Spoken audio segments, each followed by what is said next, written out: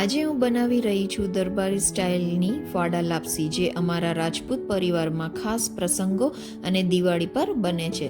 તો video and સુધી જોજો, સ્કીપ ન કરતા.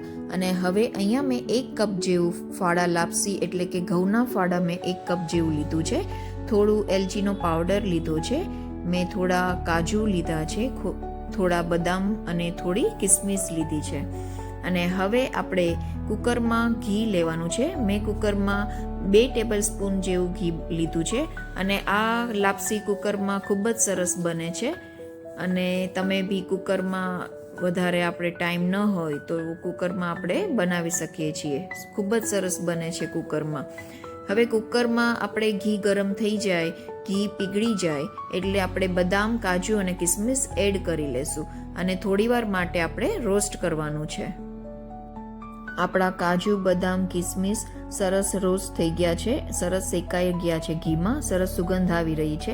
એટલે આપણે હવે એક પ્લેટમાં કાઢી લેશું અને કુકરમાં આપણે પાછું હવે ઘીમાં એડ કરી દેશું. આપણે ફાડા, જે ઘઉંના ફાડા છે એ એડ કરી દેશું અને ઘીમાં આપણે એને બી રોસ્ટ કરવાનું છે. જ્યાં સુધી ગોલ્ડન બ્રાઉન ન થાય ત્યાં સુધી આપણે કન્ટિન્યુઅસલી ચલાવવાનું છે. થોડીવાર પછી આપણે જોશું કે આપણો જે ફાડા છે એ ગોલ્ડન બ્રાઉન થઈ ગયા છે, લાઇટ ગોલ્ડન બ્રાઉન થઈ ગયા છે.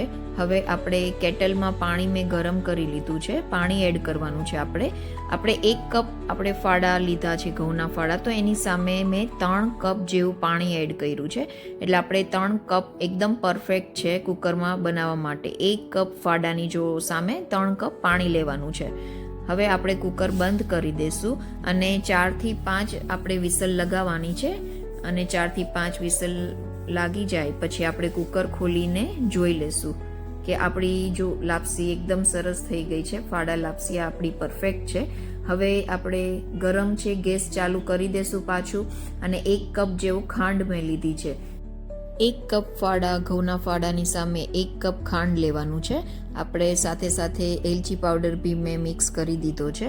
હવે એકદમ પ્રોપર આપણે મિક્સ કરીને અને જે કાજુ બદામ આપણે જે રોસ્ટ કર્યા છે ઘીમાં પહેલાં, એ હવે થોડા કટ કરીને આપણે સાથે જ એડ કરવાના છે. પણ પહેલાં આ જે ખાંડનું પાણી છે, જે આપણે અંદર ખાંડનું પાણી બને, એ થોડું લિક્વિડ ફોર્મમાં આપણને અત્યારે દેખાઈ રહ્યું છે. તો આપણે જ્યાં સુધી પાણી ખાંડનું બળે ત્યાં સુધી આપણે ગેસ ફાસ્ટ કરી દઈશું અને ખાંડનું પાણી આપણે બળવા દેવાનું છે.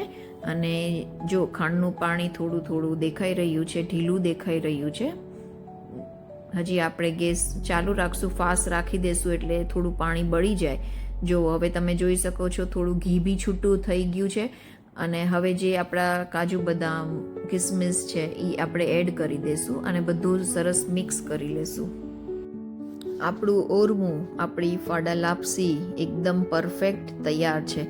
હવે આપણે એક પ્લેટમાં સર્વ કરશું. હવે આપણે પ્લેટમાં પીરસવાનું છે ઓરમું.